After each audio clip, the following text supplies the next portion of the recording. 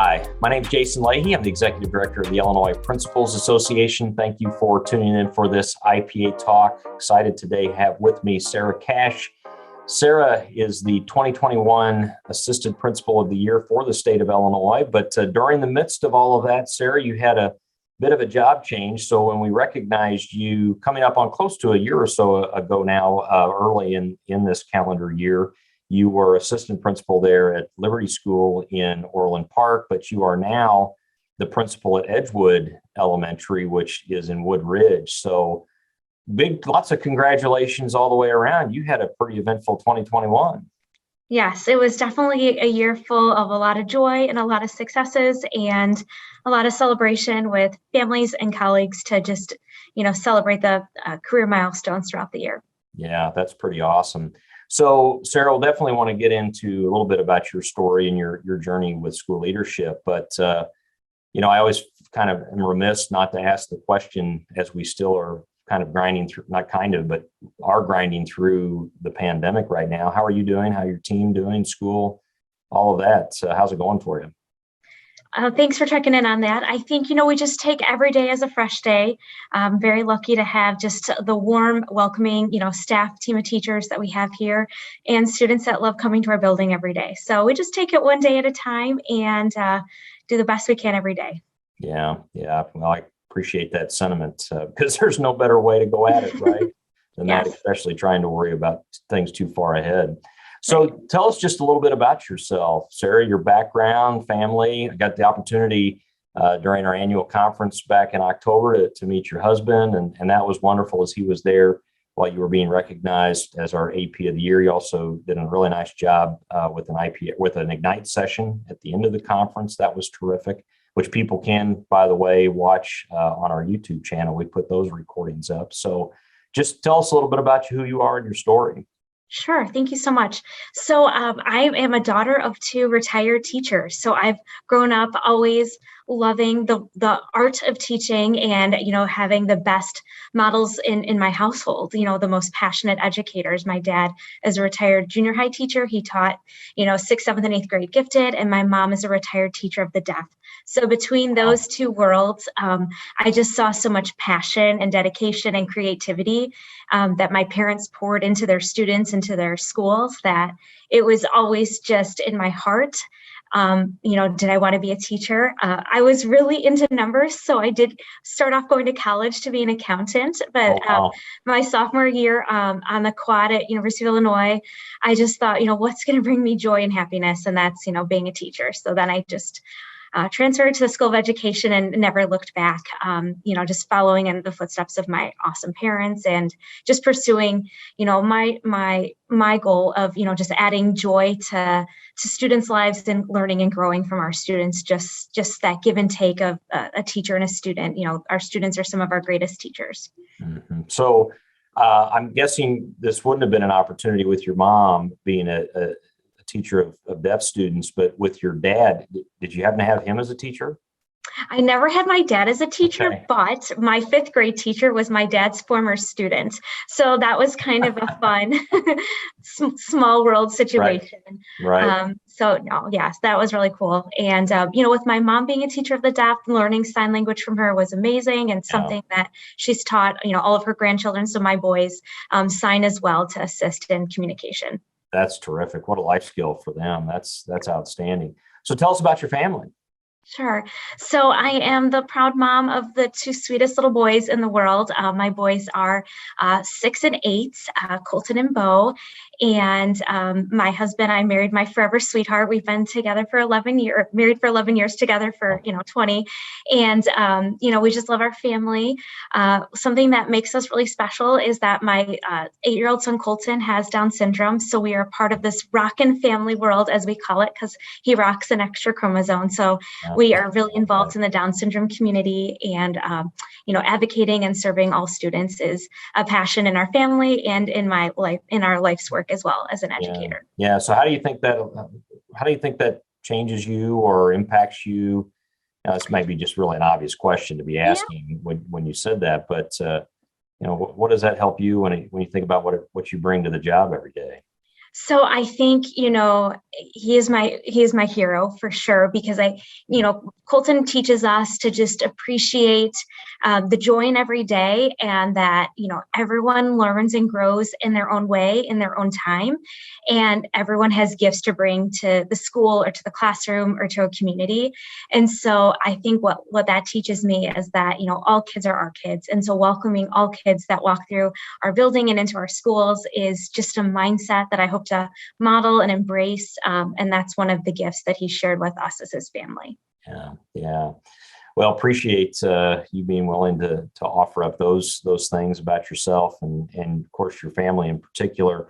So, Sara, I want to talk about a couple of things here with you. First, you have moved into this new role as a building principal, and I want to get to that. But I do want to reflect briefly with you with regards to your work before you moved into this role, when you were still an assistant principal at Liberty.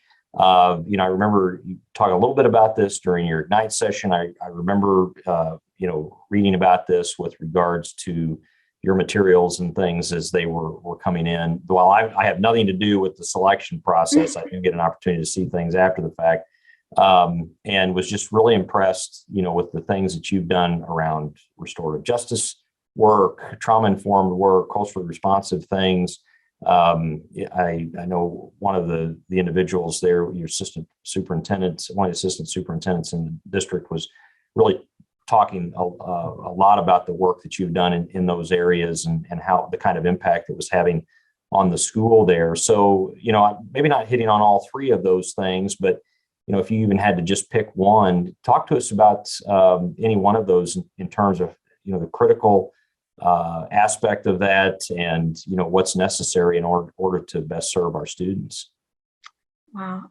So I thank you. That's a wonderful question. I think when I take a step back, the principal that I work with, Dan Proak, was such an amazing mentor and co-leader through all of those initiatives. And so it was through our joint vision of how can we, include a trauma-informed mindset and bring restorative justice practices to our building. And it was through a lot of reading and dialogue and inviting in authors. We partnered with the authors of Hacking School Discipline to lead a book study and then train our staff in restorative practices, starting with a circle up, just circling up and having shared voices, respecting the speaker, listening from the heart.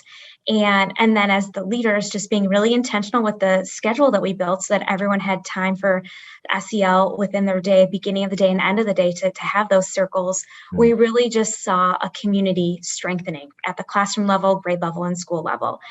So that was something we're really proud of, and something that we learned that we had to continue continue to grow and talk and discuss, bring in articles, reflect, what's a glow, what's a grow with this, because with restorative practices, it's, we wanted to have common language. We developed restorative conversation starters. We had common language for the 5 R's of restorative justice at Liberty School. We would take students for grade level assemblies and have circles and practice having these conversations, and then continuing that practice at our staff meetings. So we really tried to embrace this, but also realize that it needed to be continuous in order for us to grow and move forward.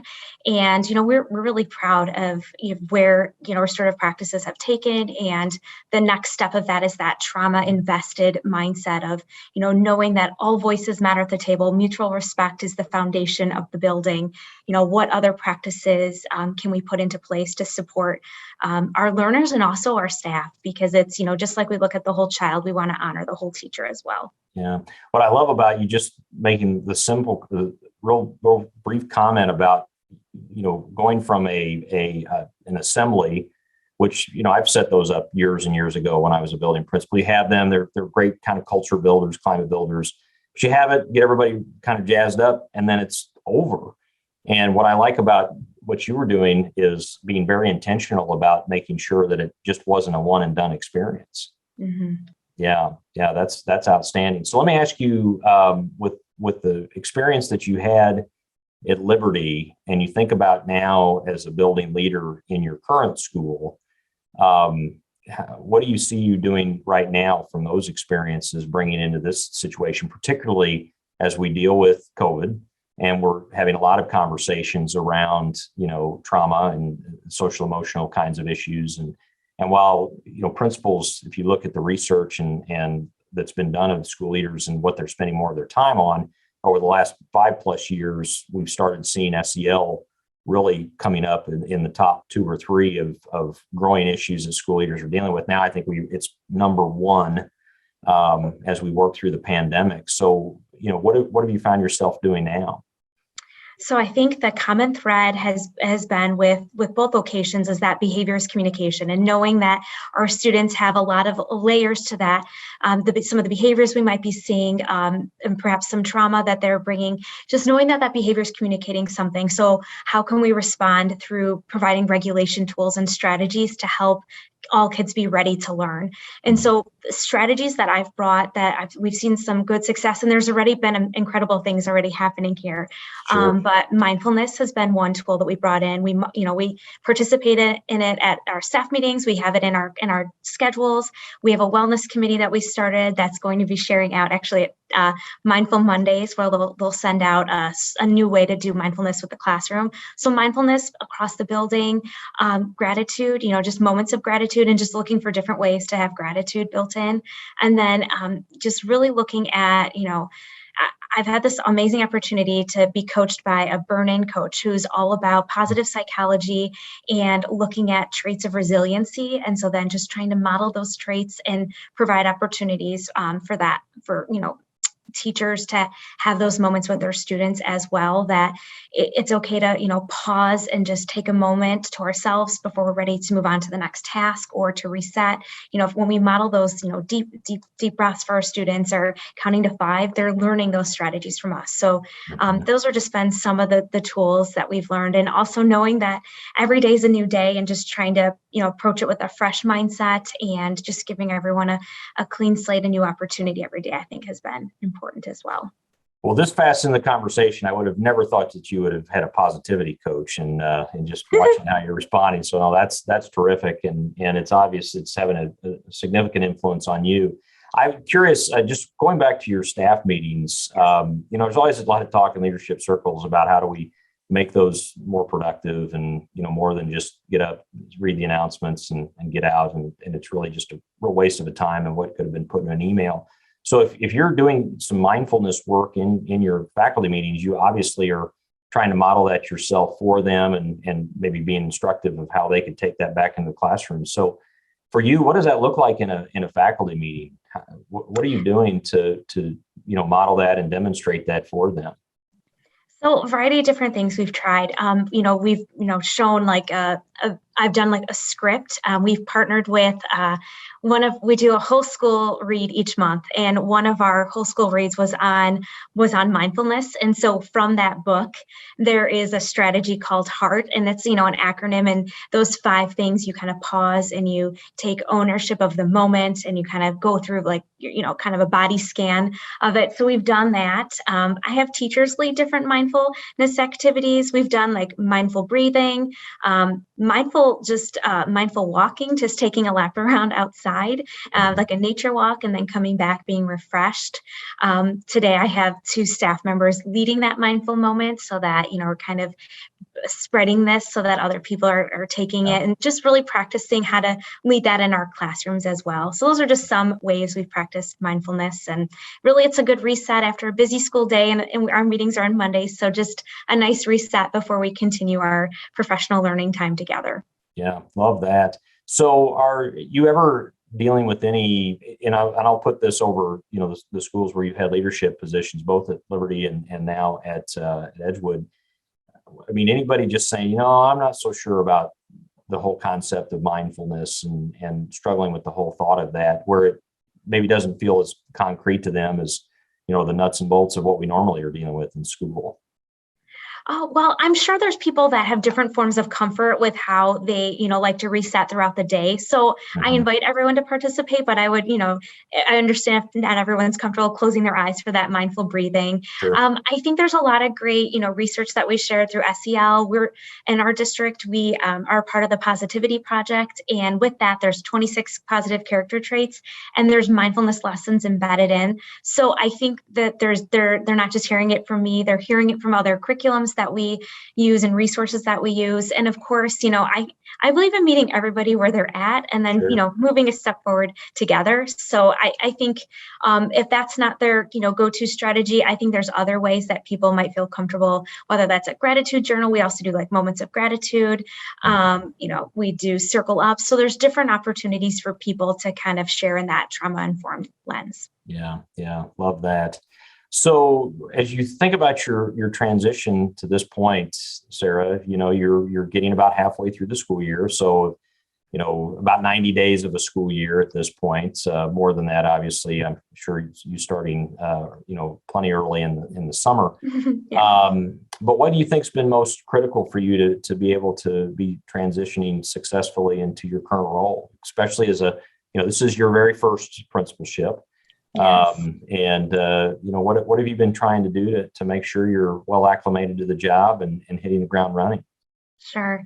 So I think the biggest thing I've been doing and will continue to do is listening to, the staff. I did entrance interviews with every staff member just to hear, what's going well, what do you want to build upon, what would you want, what can I support you, in this school year, and then just checking in on those things together. So listening to staff, but listening to my students, our students, what brings you joy at Edgewood, and what would you like to see, from us as your leaders and teachers to help you have a successful year. Partnering with our parents, listening to our PTO, hey, how are things going, and what are some things you hope from us as we partner together? Listening to my amazing colleagues across the district who have, really a wealth of knowledge and are truly a phone call away or a text away with a question. So I feel like listening and, then, leaning in to what I'm learning. I think another thing I'm trying to do is, I come with some, beliefs and some backgrounds that I want to bring here as well. And so just having that be a safe space for, I'm going to make mistakes. I'm going to model making mistakes, and just letting staff know that, even I might make some mistakes, and that's okay. I'll learn from them. It's okay for teachers and students to make mistakes as well. We'll just take that as a part of the learning experience. So I think that piece of safety is that, we're going to make mistakes together this year and learn from them and grow to become even stronger moving forward. So I think that's another just piece of being human, especially in a new role. that I've just, been authentic with. Absolutely. Well, there's no doubt, and I'm sure that people are picking up that you're listening with genuine care and empathy and concern and all of that. There's no doubt about it.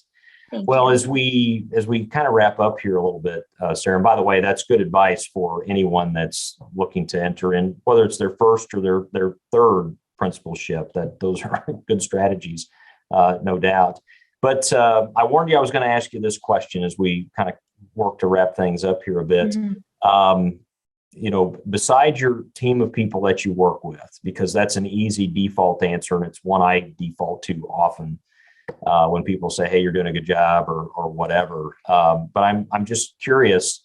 While your team is an obvious, and definitely it's a true response, but what do you think has allowed for you to have the success that you've had up to this point, where you've been named Illinois' Assistant Principal of the Year for this year, as well as the fact that you've now been able to transition relatively quickly, from a couple of years as an AP now into the principal's role.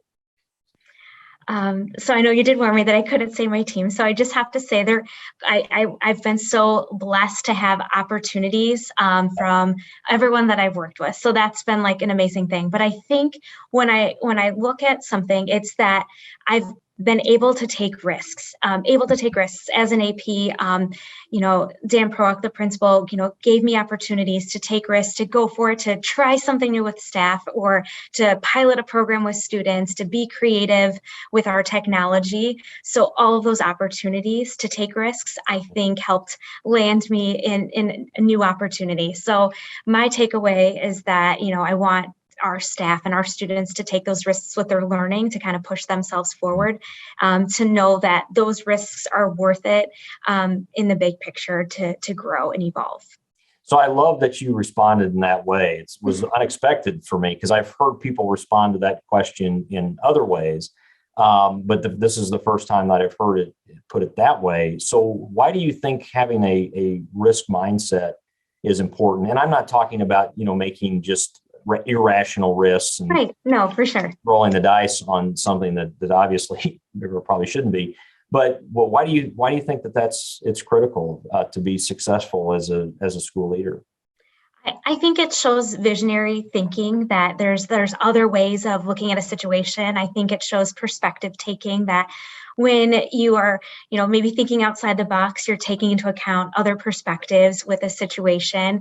I think it shows creativity.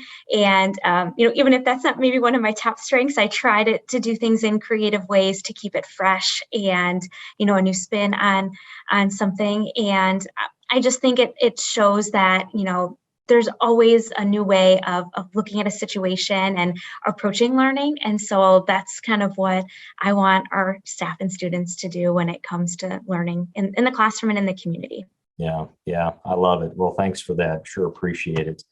Well, again, I'm here with Sara Kash, who is the 2021 Assistant Principal of the Year for the state of Illinois, currently the principal of Edgewood School in Woodside, correct, and was the assistant principal when you earned that award there at Liberty School, which was located in Orland Park. So thanks so much, Sara, for being with me. I sure appreciate it.